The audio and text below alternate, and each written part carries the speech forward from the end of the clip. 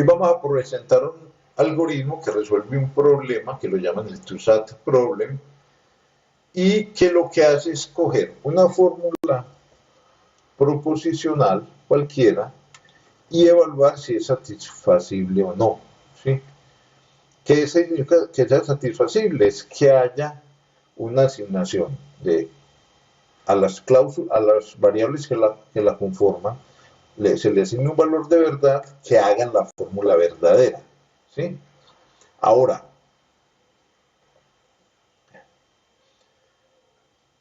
¿por qué lo vamos a presentar? Porque vamos a ver que este algoritmo se puede analizar como un random walk y después de que se puede analizar como un camino aleatorio, es posible estimar el comportamiento del algoritmo usando toda la teoría de los procesos de Markov.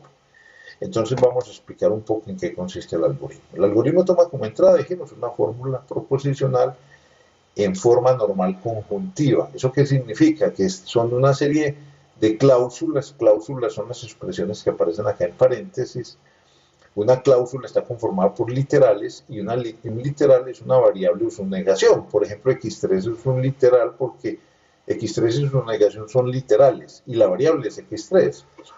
x2 y su negación son literales y la variable es x2. Entonces decíamos que está conformado por cláusulas y las cláusulas están entre ellas enlazadas con una conjunción, por eso se habla de forma normal conjuntiva, mientras que al interior de las cláusulas hay disyunciones entre los literales. Entonces, por ejemplo, acá podemos decir que hay 1, 2, 3, 4, 5 cláusulas, que hay 4 variables, x1, x2, x3 y x4, pero que hay 6 literales porque además está la negación de x3 y la negación de x2, ¿sí? Eso nos interesa entonces. Bueno, teniendo claro esto, vamos a mirar cómo trabaja el algoritmo. El algoritmo utiliza una técnica aleatoria para evaluar el valor de verdad de la fórmula. O sea, empieza a hacer asignaciones aleatorias a las variables hasta que encuentra una o puede que no la encuentre, ¿sí? Entonces, la entrada del algoritmo es la fórmula como tal, un valor t que me dice cuántas evaluaciones voy a realizar y que es igual a 2n2, donde n es el número de variables que tiene la fórmula, o sea, en nuestro caso x1, x2, x3, x4, o sea, serían 4 variables, 2n al cuadrado, y a' es una asignación arbitraria inicial de valores de verdad a esas variables. Es completamente aleatoria, ¿cierto? Y el algoritmo arranca a trabajar y tiene la primera vez que hace es asignar como hace una asignación a las variables que conforman la fórmula tomando el parámetro de entrada y se repite en un ciclo que para bajo dos condiciones: o se cumplieron t iteraciones o se encontró una asignación a las variables que llamamos a la asignación que satisface la fórmula phi, o sea que la hace verdadera. Entonces, la primera vez entró esta fórmula y tomamos una asignación cualquiera, ¿sí? Entonces, de esa asignación venimos y se escoge una cláusula, sea arbitraria en phi, o sea, de acá se escoge cualquiera de las cláusulas, supongamos que se escogió esta, la segunda, x2 o x3, y de esa cláusula se escoge uniformemente, de una manera uniformemente aleatoria, una de las dos variables, x2 o x3, y a esa a la que se escoge se le cambia su valor de verdad, o sea que si estaba en verdadero se pone en falso o viceversa. Y con ese cambio que se acaba de hacer se evalúa toda la fórmula y entonces ocurren dos cosas. Si la fórmula se satisface, entonces devolvemos a, porque termina el ciclo, y devolvemos a como la asignación que satisface la fórmula, o sea, encontramos que la fórmula es satisfacible. Pero, si no la satisface, seguimos iterando hasta que lleguemos a t veces. Si se llega a t iteraciones y se hace esta pregunta, se va a retornar nulo, o sea que la fórmula no es satisfacible. ¿Qué pasa con este algoritmo? Cuando la fórmula no es satisfacible, pues la respuesta siempre va a ser que no lo es y no va a haber ninguna duda. El problema aparece cuando la fórmula es satisfacible, pero después de las t iteraciones el algoritmo no ha sido capaz de encontrar esa asignación. Entonces aquí va a haber un problema y es el que tenemos que analizar: cuál es el grado de confianza que nos da este algoritmo, cuál es la esperanza de que el algoritmo, después de cuántas iteraciones nosotros esperaríamos que el algoritmo se encuentre una respuesta acertada. Eso es lo que vamos a analizar. Entonces vamos a entender un poco cómo funciona el algoritmo y vamos a hacer una comparación con el random walk para poder después ya pasar a hacer todo el análisis como un proceso estocástico. Básicamente, repitiendo lo que decíamos del algoritmo, es lo siguiente: tiene 4 variables, ¿cierto? Tiene 5 cláusulas, ¿sí? Y entonces, ¿qué es lo que se hace? Para efectos del análisis, vamos a asumir que esta asignación que llamamos asterisco es la asignación de variables que satisface esa fórmula, o sea, que la hace verdadera. O sea, que cuando nosotros logremos una asignación de este tipo, x1 verdadero, x2 falso y x3 y x4 verdadero, esa fórmula será verdadera, la fórmula phi, pero obviamente hay que llegar hasta allá. Entonces el algoritmo arranca con la asignación A, que le pasamos como parámetro a prima. Miremos que en ese caso ocurren dos cosas. Primero, si se evalúa la fórmula va a ser falsa.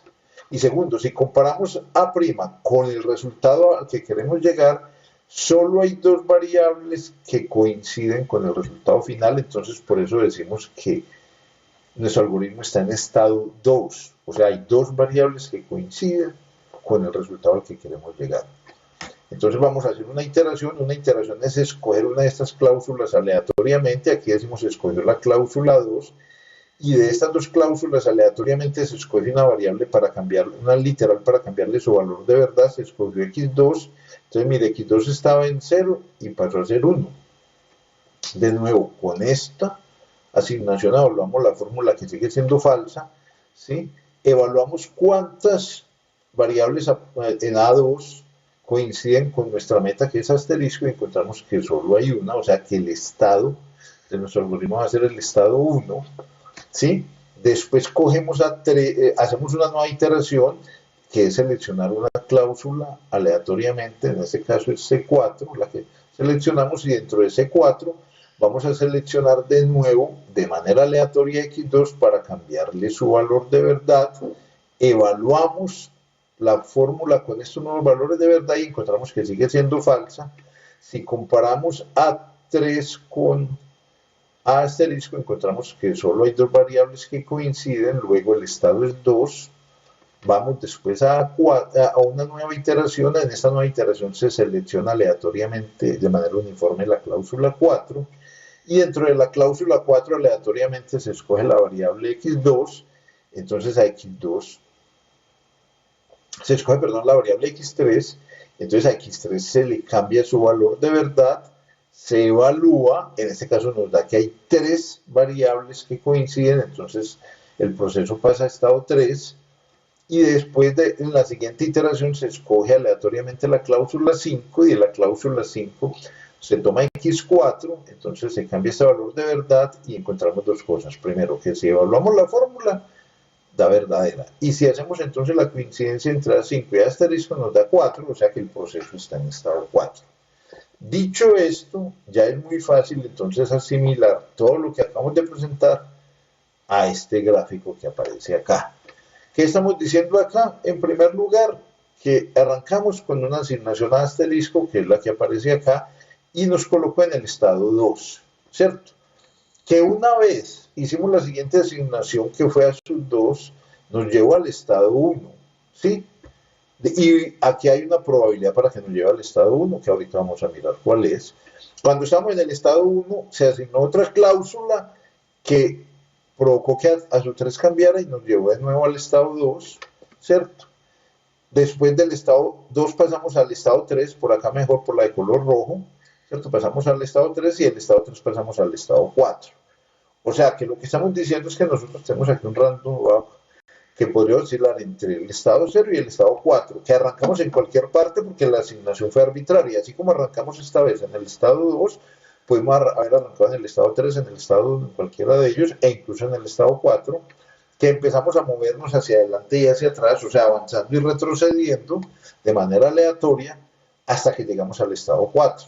Entonces eso es lo que hace que podamos decir que en principio, todavía tenemos que pulir detalles, en principio este algoritmo se comporta como un random walk a la hora de la ejecución.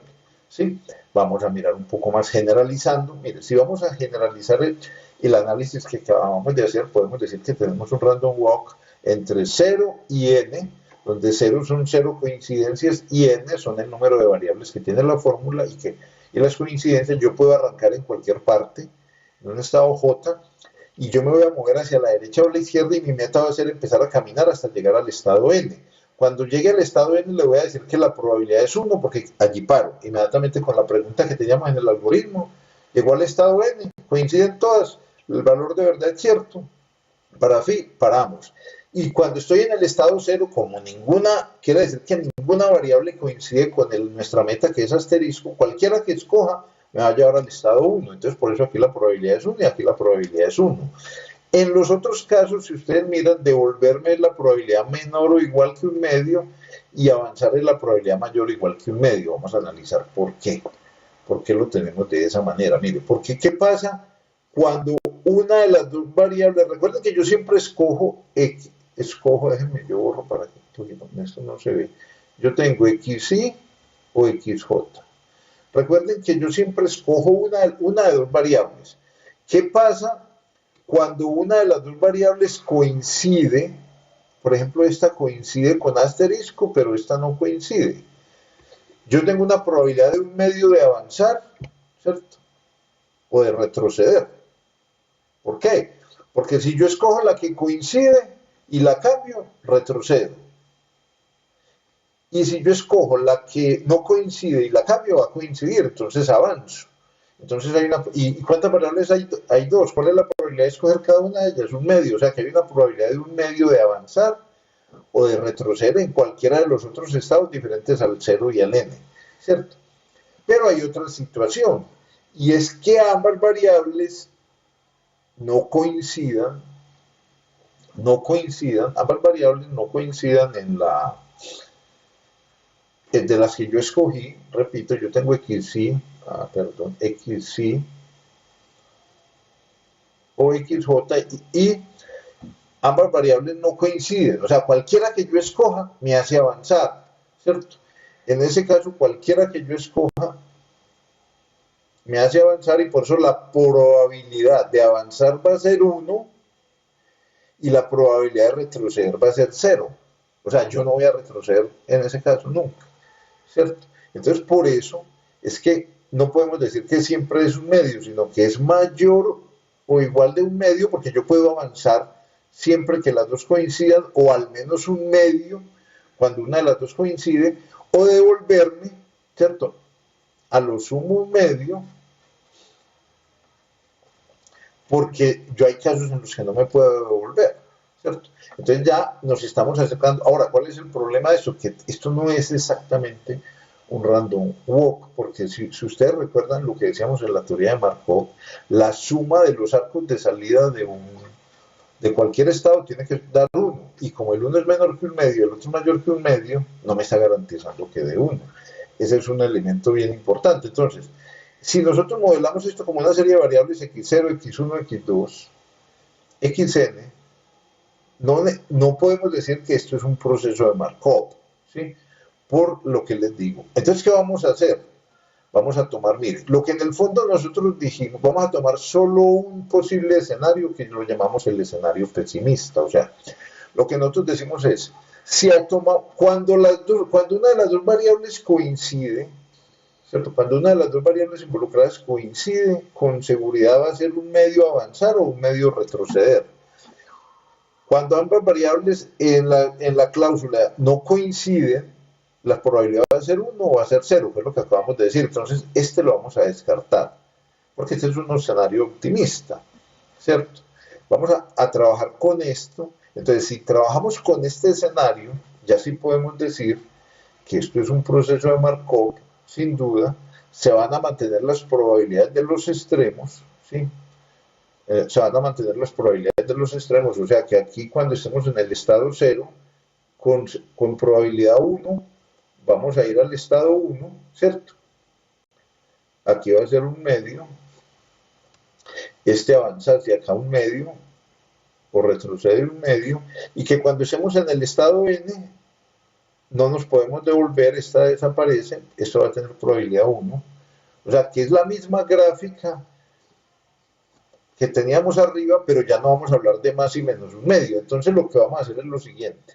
Si estas variables las veníamos llamando X, vamos a tomar solo un subconjunto de esas y las vamos a llamar Y, que son las variables para este caso pesimista, los posibles valores que van a tomar. Las variables aleatorias las vamos a llamar Y sub I. Entonces nuestro proceso descrito de manera formal de ahora en adelante va a ser este que aparece acá, miren. La probabilidad de ir de 0 a 1, o sea, del estado inicial al otro va a ser 1, va a seguir siendo 1, que es lo que pintamos ahorita. ¿Cierto? Y la probabilidad de ir de cualquier estado J al J más 1 va a ser un medio, y la probabilidad de volvernos del estado J al J menos 1 va a ser de un medio, y la probabilidad cuando estemos en N de ir al N menos 1 va a ser 0. Esa va a ser entonces lo que... Incluso vamos a eliminar la última probabilidad, la del estado N, por una razón, porque es que cuando lleguemos al estado N el algoritmo para.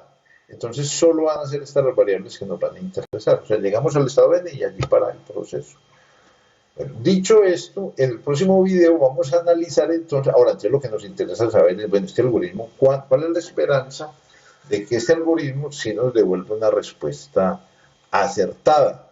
¿Cierto? Entonces lo que vamos a es a encontrar un límite superior para el esperado número de pasos hasta que el algoritmo halle la asignación que le da un valor de verdad verdadero a la fórmula, porque queremos saber si el ciclo que nosotros tomamos es confiable o no, y eso lo veremos en el próximo video.